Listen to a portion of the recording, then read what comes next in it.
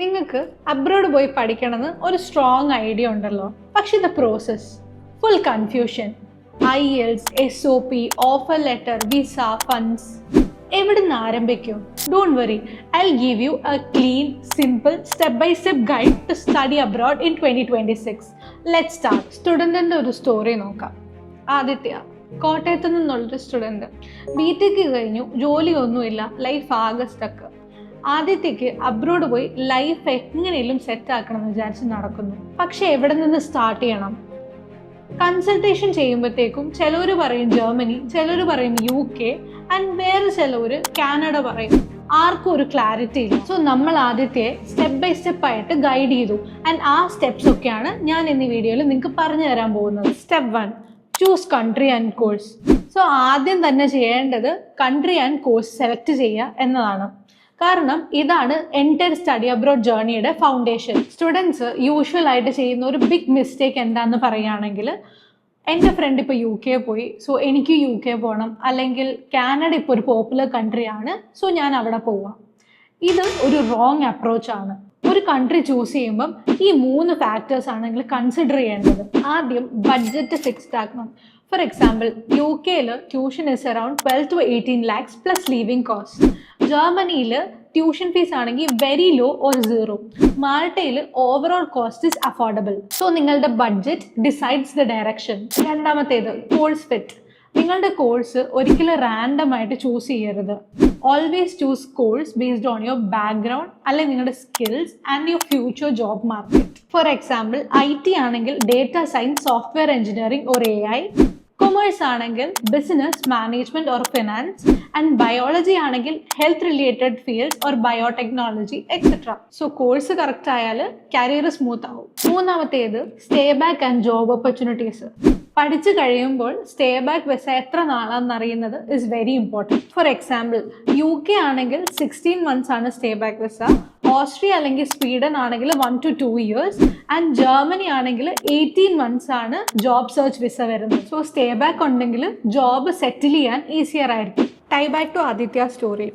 ആദിത്യയുടെ കേസിൽ ബഡ്ജറ്റ് ഭയങ്കര സ്ട്രിക്റ്റ് ആയിരുന്നു.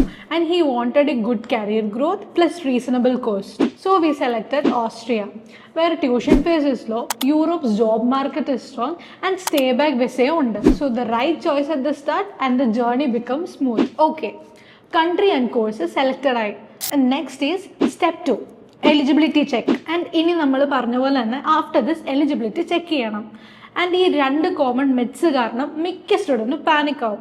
മിത്ത് നമ്പർ 1, ബാക്ക്ലോഗ്സ് ഉള്ള സ്റ്റുഡൻസിന് അബ്രോഡ് ചാൻസ് ഇല്ല. മിത്ത് നമ്പർ 2, ഗ്യാപ്പ് ഉള്ള സ്റ്റുഡൻസിന് അഡ്മിഷൻ ഇല്ല. ഇങ്ങനത്തെ മിത്സ് ഒക്കെ തന്നെ റോങ് ആണ്. കാരണം ബാക്ക്ലോഗ്സ് ഒന്നും ഒരു പ്രോബ്ലം അല്ല, പ്രോപ്പർ ജസ്റ്റിഫിക്കേഷൻ ഇല്ലാത്തതാണ് പ്രോബ്ലം. അതുപോലെ തന്നെ ഗ്യാപ്പ് ഉണ്ടെങ്കിലും അഡ്മിഷൻ ഒന്നും റിജക്റ്റ് ആവില്ല. ആൻഡ് അത് പ്രോപ്പറായിട്ട് ജസ്റ്റിഫൈ ചെയ്യണം. ഫോർ എക്സാമ്പിൾ, നിങ്ങളിപ്പോൾ ആ ടൈമിൽ എന്തെങ്കിലും ഇന്റേൺഷിപ്പ് ചെയ്തു, അല്ലെങ്കിൽ ഫാമിലി റെസ്പോൺസിബിലിറ്റീസ് ഓർ നിങ്ങൾ സ്കിൽ ബേസ്ഡ് കോഴ്സസ് ചെയ്തു. സോ ഇതിൻ്റെ മീനിങ് എന്താണെന്ന് വെച്ചാൽ നിങ്ങൾ ആ ഒരു ടൈമിൽ ടൈം വേസ്റ്റ് ചെയ്തില്ല എന്ന് പ്രൂവ് ചെയ്യാൻ വേണ്ടിയാണ്. പെർസെൻറ്റേജ് ജനറലി 60% അല്ലെങ്കിൽ അതിന് എബവ് ആണ് സേഫ് ആയിട്ട് കൺസിഡർ ചെയ്തിരിക്കുന്നത്. പക്ഷെ കുറവാണെങ്കിൽ correct country plus university choose ചെയ്ത് കഴിഞ്ഞാൽ അതിന് പറ്റിയ ഓപ്ഷൻസും ഉണ്ട്. ഇംഗ്ലീഷ് റിക്വയർമെൻറ്റ് അത് ഓരോ കൺട്രി അനുസരിച്ചും വേരി ചെയ്യും. For example, Sweden, Austria, Germany ഇവിടെയൊക്കെ IELTS മാൻഡേറ്ററി ആണ്. ബട്ട് UK ആൻഡ് മാൾട്ടയിൽ MOI അല്ലെങ്കിൽ മീഡിയം ഓഫ് ഇൻസ്ട്രക്ഷൻ ആണ് അക്സെപ്റ്റ് ചെയ്യുന്നത്. So this depends on your requirement. So back to the story. ആദ്യത്തേക്ക് 1-2 ബാക്ക്ലോഗ്സും ഗ്യാപ്പും ഉണ്ടായിരുന്നു. പക്ഷേ നമ്മളത് ക്ലിയർ ആയിട്ട് എക്സ്പ്ലെയിൻ ചെയ്തു. പ്ലസ് ആദ്യത്തേയുടെ IELTS സ്കോറും ഓക്കെ ആയിരുന്നു. സോ ആ എലിജിബിലിറ്റി ക്ലിയർ ആയിരുന്നു. Step number 3, document preparation. ഇതാണ് സ്റ്റുഡൻസ് യൂഷ്വലി ലൈറ്റ് ആയിട്ട് എടുക്കുന്നത്. പക്ഷെ ഡോക്യുമെന്റ്സിന് നല്ല ക്ലാരിറ്റി ഉണ്ടെങ്കിൽ അഡ്മിഷൻ പ്രോസസ്സും വിസ പ്രോസസ്സും സ്മൂത്ത് ആയിരിക്കും. Next is required documents. The required documents needed are ഒരു valid passport, 10th and 12th certificate, degree certificate or provisional, all semester mark list and transcripts, updated resume, SOP or statement of purpose, LOR or letter of recommendation, IELTS or MOI depending on your country. ഞാൻ ഈ പറഞ്ഞതിൽ ഏറ്റവും important ആയിട്ടുള്ളൊരു requirement ആണ് SOP or statement of purpose. So SOP is basically your story. നിങ്ങൾ എന്തിന് abroad പോകുന്നു, നിങ്ങൾ എന്തുകൊണ്ട് ഈ കൺട്രി ചൂസ് ചെയ്യുന്നു, നിങ്ങൾ എന്തുകൊണ്ട് ഈ കോഴ്സ് ചൂസ് ചെയ്യുന്നു, അല്ലെങ്കിൽ നിങ്ങളുടെ ഫ്യൂച്ചർ പ്ലാൻസ് എന്തൊക്കെയാണ്. ഈ 3 കാര്യങ്ങളും നിങ്ങളുടെ SOPയിൽ നിങ്ങൾ ക്ലിയർ ആയിട്ട് പറഞ്ഞാൽ മതി. അതുപോലെ തന്നെ നിങ്ങൾ ഗൂഗിളിൽ നിന്ന് കോപ്പി പേസ്റ്റ് ചെയ്ത് കഴിഞ്ഞാൽ റിജക്ഷന് നല്ല ചാൻസ് ഉണ്ട്. So keep it simple, true and personal. ഇനി LOR or letter of recommendation. So LOR normally 2 എണ്ണം മതി. One from your teacher or professor and the other one from your workplace if you have work experience. Next is resume. Resume UK അല്ലെങ്കിൽ Europe ഫോർമാറ്റിലായിരിക്കണം. ഒത്തിരി story ഒന്നും include ചെയ്യാണ്ട് just keep it simple and clean. അതുപോലെ തന്നെ നിങ്ങൾ റെസ്യൂമേയിൽ മറക്കാണ്ട് ഇൻക്ലൂഡ് ചെയ്യേണ്ട കുറച്ച് കാര്യങ്ങളാണ് skills, tools, projects and experience. Again back to the story. ആദ്യത്തെ ഡോക്യുമെന്റ്സ് എല്ലാം ഓക്കെ ആക്കിയപ്പോൾ തന്നെ ബാക്കി ആപ്ലിക്കേഷൻ പ്രോസസ്സ് എല്ലാം സ്മൂത്തർ ആൻഡ് ഫാസ്റ്റർ ആയി. കാരണം ആദ്യത്തെ ഡോക്യുമെന്റ്സിനെല്ലാം തന്നെ നല്ല ക്ലാരിറ്റി ഉണ്ടായിരുന്നു. ഓൾ റൈറ്റ്, ഡോക്യുമെന്റ്സ് റെഡി ആയാൽ സ്റ്റെപ്പ് 4 ഇസ് യൂണിവേഴ്സിറ്റി ആപ്ലിക്കേഷൻസ്. ഇതാണ് ഡിസിഷൻ മേക്കിംഗ് സ്റ്റേജ്. റാൻഡമായി ഒരിക്കലും യൂണിവേഴ്സിറ്റിയിൽ അപ്ലൈ ചെയ്യരുത്. പ്ലാൻ ചെയ്ത് വേണം യൂണിവേഴ്സിറ്റിയിൽ അപ്ലൈ ചെയ്യാൻ. How to choose universities? We always follow a simple rule. 6 university short list. അതായത് 3 safe where the admission chance is higher, 2 moderate where the admission chance is balanced, and 1 ambitious. It depends on your luck. And if you get lucky, you hit a jackpot. So ഇത് ചെയ്യുമ്പോൾ rejection വന്നാലും backup ഉണ്ടാവും. There will be no stress for you. ഇനി അടുത്തത് application മെത്തഡാണ്. മിക്ക യൂണിവേഴ്സിറ്റീസും apply ചെയ്യുന്നത് online portal through ആണ്. And application fee ചില പ്ലേസസിൽ ഫ്രീ ആണ് ആൻഡ് ചില പ്ലേസസിൽ ആപ്ലിക്കേഷൻ ഫീ ഉണ്ട്. ഇവിടെ ആദ്യം നമ്മൾ ഡോക്യുമെന്റ്സ് അപ്ലോഡ് ചെയ്യും. അത് കഴിഞ്ഞിട്ട് നമ്മൾ പേഴ്സണൽ ആൻഡ് അക്കാഡമിക് ഡീറ്റെയിൽസ് നമ്മൾ ഫില്ല് ചെയ്യും. ആൻഡ് അത് കഴിഞ്ഞിട്ടാണ് നമ്മളിത് സബ്മിറ്റ് ചെയ്യുന്നത്. ഇനി പ്രോസസ്സിംഗ് ടൈം. ആപ്ലിക്കേഷൻ്റെ പ്രോസസ്സിംഗ് ടൈം ഓരോ യൂണിവേഴ്സിറ്റി അനുസരിച്ച് വേരി ചെയ്യും. ചില യൂണിവേഴ്സിറ്റീസിൽ അത് 2 to 3 വീക്സ് ആയിരിക്കും ആൻഡ് ചിലയിടത്ത് അത് 1 to 2 മന്ത്സ് ആയിരിക്കും. സോ നേരത്തെ അപ്ലൈ ചെയ്യുവാണെങ്കിൽ അതൊരു അഡ്വാൻറ്റേജ് ആയിരിക്കും. ഇനി ഓഫർ ലെറ്റർ വരുമ്പോൾ നിങ്ങൾ എന്തൊക്കെ കാര്യങ്ങളാണ് ശ്രദ്ധിക്കേണ്ടത്? സോ ഓഫർ ലെറ്റർ വന്നു കഴിയുമ്പോൾ നിങ്ങൾ നിങ്ങളുടെ കണ്ടീഷൻസ് ഒക്കെ കെയർഫുൾ ആയിട്ട് ചെക്ക് ചെയ്യണം. IELTS സ്റ്റിൽ വേണോ, ഡെപ്പോസിറ്റ് ഉണ്ടോ, ഡെഡ് ലൈനിൻ്റെ ഡേറ്റ്സ് എന്നൊക്കെയാണ്. അതുപോലെ തന്നെ നിങ്ങളുടെ ക്ലാസ് സ്റ്റാർട്ട് ആവുന്ന മന്ത് ഏതാണ്. സോ ഈ കാര്യങ്ങളൊക്കെ നിങ്ങൾ കെയർഫുൾ ആയിട്ട് ഓഫർ ലെറ്ററിൽ ചെക്ക് ചെയ്യണം. കാരണം എന്താണെന്ന് വെച്ചാൽ മിക്ക സ്റ്റുഡൻസും ഓഫർ ലെറ്റർ വന്നു കഴിയുമ്പോഴത്തേക്കും ആ ഒരു എക്സൈറ്റ്മെൻറ്റിൽ ഈ ഡീറ്റെയിൽസ് എല്ലാം തന്നെ ഇഗ്നോർ ചെയ്യും. പ്ലീസ് ഡോണ്ട്, ബിക്കോസ് ഈ സ്റ്റെപ്പ് എല്ലാം ഭയങ്കര ഇമ്പോർട്ടൻ്റ് ആണ്. Step 5, financial planning or proof of funds. Offer letter കിട്ടിക്കഴിഞ്ഞാൽ നെക്സ്റ്റ് മോസ്റ്റ് ഇമ്പോർട്ടൻറ്റ് സ്റ്റെപ്പ് എന്ന് പറയുന്നത് ഫിനാൻഷ്യൽ പ്ലാനിങ് ആണ്. മിക്ക സ്റ്റുഡൻസ് ഫിയർ ചെയ്യുന്ന ഒരു സ്റ്റേജാണ് ഈ ഫിനാൻഷ്യൽ പ്ലാനിങ്.